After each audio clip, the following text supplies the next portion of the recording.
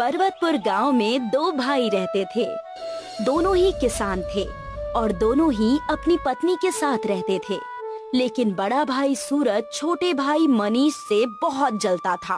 हमेशा वो पूरी जमीन और खेत हड़पने की फिराक में रहता था।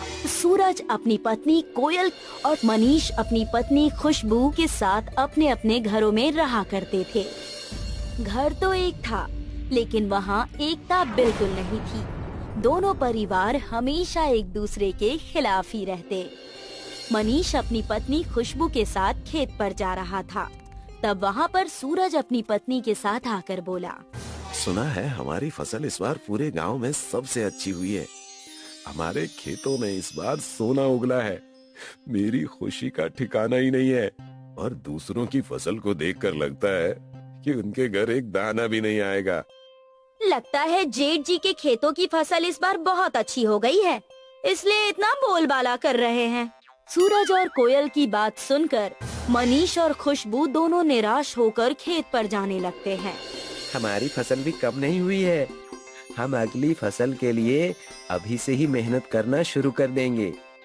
इस बार हम महंगे वाले खाद मंगवा लेंगे और मैं भी आपके साथ खेत में हाथ बटाऊंगी। दोनों वहाँ से अपने अपने घर चले जाते हैं। अगले ही दिन मंडी में फसल का दाम लगने वाला था। कई किसान वहाँ पर अपने फसल के साथ आए थे। सूरज और कोयल भी वहाँ पर आए थे। तुम्हारे फसल है ही कितने? इन फसलों को तो मुझे ही बेच सकती हो। इसका भाव तो मैं ही लगा देती हूँ। दीदी, आपका नाम ही सिर्फ कोयल है, लेकिन बातें आपकी पूरी कठोर है। हमारा जो भी हिसाब होगा उसे हम देख लेंगे। इतना सुनते ही कोयल वहाँ से मुंह बनाकर निकल जाती है और खुशबू अपने फसलों का भाव ताव करने लगती है। आइए खुशबू बहन, इस बार का आपका फसल कैसा गया? दिखने में तो बहुत अच्छा दिख रहा है। क्या बताऊं भैया जी, इस बार फसल तो अच्छे हुए हैं, लेकिन कम हुए हैं।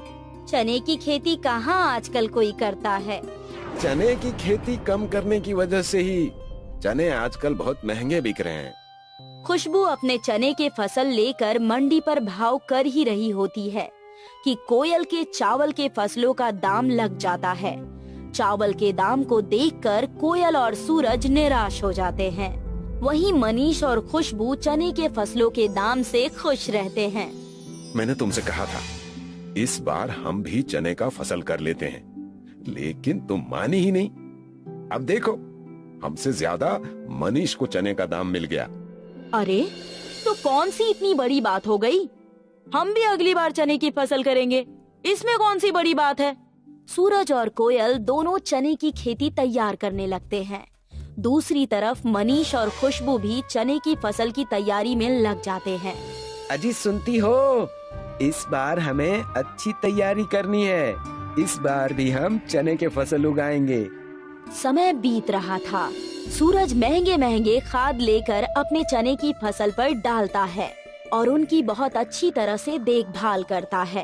हमें हमारे खेत के चारों तरफ कांटे और तार लगाने पड़ेंगे, वरना हमारे खेत में जानवर आ जाएंगे और हमारी फसल को इससे नुकसान हो सकता है। नहीं जी, पहले से ही हमारे फसलों में इस बार बहुत पैसे खर्च हो गए हैं और अब हम और खर्चा नहीं कर सकते। हमारे पास इसके अलावा कोई और रास्ता नहीं है। जानवर ही अगर हमारे फसल खा लेंगे तो हमारे लिए क्या बचेगा? आपके भाई मनीष ने तो कांटे या तार नहीं लगाया है, तो हम क्यों परेशान हो रहे हैं? मनीष भी अपने खेतों की रखवाली बहुत अच्छी तरह से कर रहा था। हर रात वो अपने खेत के पास ही खटिया डालकर सोया करता। इस बार मैं अपने खेतों की ज्यादा रखवाली करूंगा। इस चने की खेती से ही मैं अपने पूरे साल का घर चला लूंगा। हमारी मनोकामनाएं जरूर पूरी होंगी जी। हम और मेहनत करेंगे और फसल काट कर मंडी में बेच देंगे। जब सूरज ने मनीष के चने की खेती देखी तो वो हक्का बक्का रह गया। मनीष की खेती में चने की फसल बहुत उपजाऊ और सोने जैसी चमक रही थी। सारी चीजें देखकर वो अपनी पत्नी कोयल के पास गया और उसे सारी बातें बताई। मैंने आज मनीष के चने की खेती देखी। हमारे खेत से 10 गुना ज्यादा उसके खेतों में फसल नजर आ रही है। ये कैसे संभव है मुझे नहीं पता, लेकिन ये बात सच है। लेकिन ऐसा कैसे हो सकता है? ना महंगे खाद, ना कोई पहरेदारी, फिर भी इतने अच्छे फसल कैसे? मुझे और कोई ताने नहीं सुनने उस खुशबू के। आपको कुछ करना होगा जी। रुको, मैं इसका इलाज जानता हूँ। एक तांत्रिक है, वही इसका कोई उपाय बता पाएंगे। अब समझ लो उस मनीष का अंत समय आ गया है। सूरज और कोयल दोनों तांत्रिक के पास जाते हैं और उनसे इस समस्या का समाधान पूछते हैं। बगड़ बोल बच्चे, मैंने तेरी सारी बातें सुन ली। मैं तुझे एक दवा देता हूँ। इस चीज को जाकर अपने भाई के फसल पर डाल देना। फसल पूरे लोहे का हो जाएगा।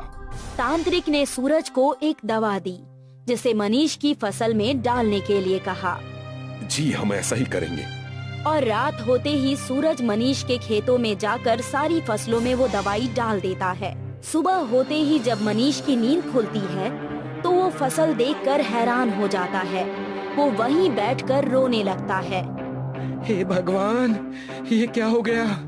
मेरे फसल लोहे की हो गई। मैंने क्या बिगाड़ा है भगवान किसी का? मैं कहां से अपना घर चलाऊंगा? खुशबू कहाँ हो तुम? ये देखो, हमारे फसलों को क्या हो गया? मनीष की आवाज सुनकर वहाँ पर खुशबू और पूरा गांव आ जाता है, साथ ही सूरज और कोयल भी।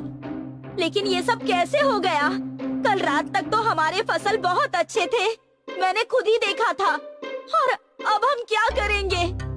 लोहे के चने की खेती देखकर सूरज और कोयल बहुत खुश हुए और कहने लगे, कोई बात नहीं छोटे भाई, तुम कुछ दिन हमारे घर से चने लेकर बनाना और खा लेना। अब क्या कर सकते हैं? खुशबू बहन, अब रोना बंद कर दो और हमारे घर पे आके चने खा लेना। मैं रो कहाँ रही हूँ? भले ही हमारे साथ कुछ भी हो जाए, लेकिन हम तुम लोगों के घर नहीं आने वाले। तुम लोग उसकी चिंता मत करो। दोनों परिवार का झगड़ा देखकर सरपंच जी हंसते हुए आए और बोले, अरे मनीष बेटा, इसमें रोने की क्या बात? तुम्हें तो खुश होना चाहिए। लेकिन कैसे? हमारे फसल अब कौन खरीदेगा? तुम ये सोचो, चने की तुम्हें सिर्फ कुछ ही पैसे मिलते, अब तो तुम्हारे फसल में लोहे के चने हैं और इस समय बाजार में लोहे का बहुत अच्छा व्यापार हो रहा है। तुम बहुत अमीर बन जाओगे अगर ये तुमने बेच दिए तो। जी सच? क्या आप किसी को जानते हैं जो हमारे लोहे के फसल को खरीद ले? मैं उन्हें जानता हूँ, तुम घबराओ मत, बल्कि खुश रहो। जिसे पछताना है वो पछताएगा। सरपंच के कहने पर मनीष ने अपने लोहे के चने की फसल बेच दी और बड़े शान से रहने लगा। दूसरी तरफ कोयल और सूरज के चने मंडी में बहुत ही कम भाव में बिके। उन्हें उनका सबक मिल गया। मनीष और खुशबू ने बड़े मकान भी बनवा लिए और वहीं खुशी खुशी रहने लगे।